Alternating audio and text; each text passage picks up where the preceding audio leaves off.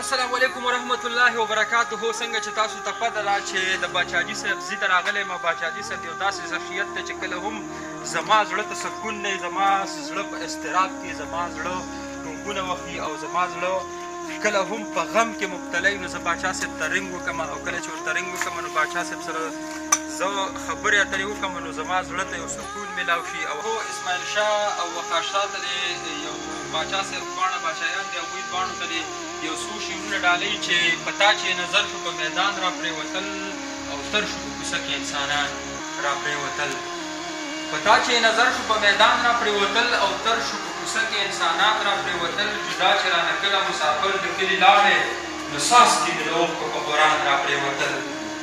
جدا چې رانه کله مسافر د کلي لاړې نو ساس کې مې د اوښکو په قرآن را پرېوتل. ای تا ته یې ویلي چې هغه زما بیزار دی، قسم دی چې زما پسې چشمان را پرېوتل. تا ته یې ویلي چې هغه زما بیزار دی، قسم دی چې زما پسې چشمان را پرېوتل. جړا خو مې په تا پسې ظالمې دومره وکړه، د سترګو نه مې ګاټې په ګریوان را پرېوتل. جړا خو مې په تا پسې ظالمې دومره وکړه، د سترګو نه مې ګاټې په ګریوان را پرېوتل. جانان را سره یو لار کې جوړه شو لیونیه، کتل مې د خفګانه غمازان را پرېوتل. جانان را سره یو لار کې جوړه شو لیونیه، کتل مې د خفګانه غمازان را پرېوتل.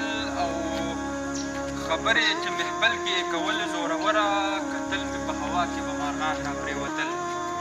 خبرې چې محفل کې کول زوروره، کتل مې په هوا کې به مارغان را پرېوتل. په شپو کې یوه شپه وه د جنت په لورې لاړم، په شپو کې یوه شپه وه د جنت په لورې لاړم. په سر به مې د پاسه نه ګلان را پرېوتل. پلو چې د مخ نه لویه لار کې را ګزار کو، بېهوشه غزي کې څو کسان را پرېوتل.